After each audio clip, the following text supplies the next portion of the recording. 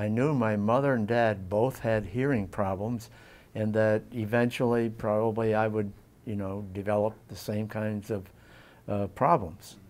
Well, then through some of the services that the officials organizations that I belonged to at that time were services related to loss of hearing, knowing that the use of the whistle in refereeing sporting events would affect your hearing eventually.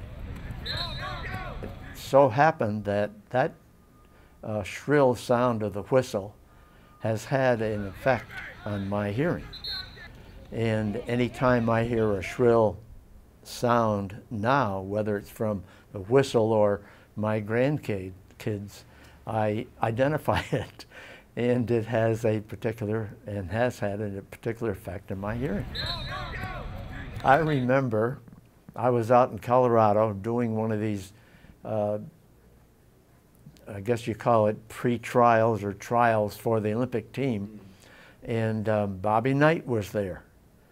And he was there only as an advisor, not as a coach, but he was sitting on the bench with one of they break the group down into two teams, and he was sitting with, I think it was Mike Krzyzewski and someone else on that particular bench.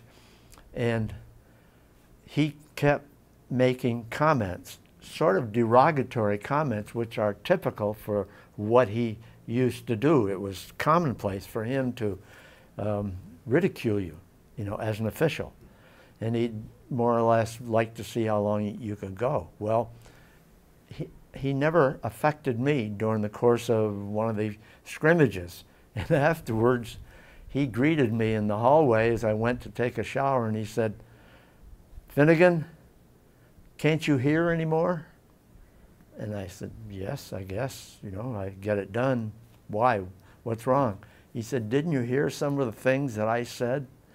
And I said, "No, I didn't. I didn't pay any attention to them."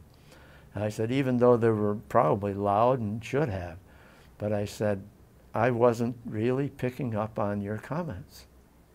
So, you know, make a long story short, it was, you know, a sign that I needed a little help with my hearing.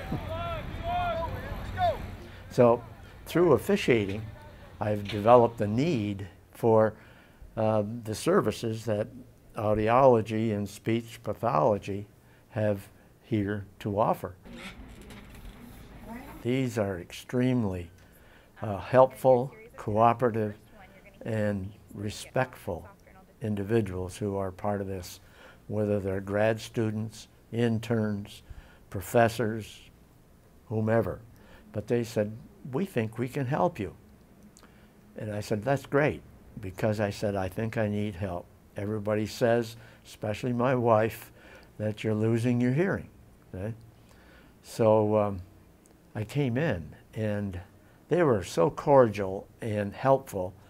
So they took me through the whole schmear with all kinds of testing, and they said, "You do definitely need hearing aids." So then they developed some proposals for me where I could get some aids, and I immediately bought some. And that was one of the best things that I have done in a long time. You're gonna hear some loud beeps. And it's amazing what I am now hearing that I never realized that I didn't hear before. We have 7 grandkids now, and we get to babysit with them a lot, my wife and I, which we love to do. And, you know, kids' voices are a little different from adult voices, as you well know. And I wear these all the time. And it intrigues them that I don't miss anything that they say, you know. And, you know, they develop little trade secrets among them, a way of trying to, you know, manipulate us. And I now hear it all. And whereas had we had these grandkids way back when I was officiating, I probably would never have noticed and heard.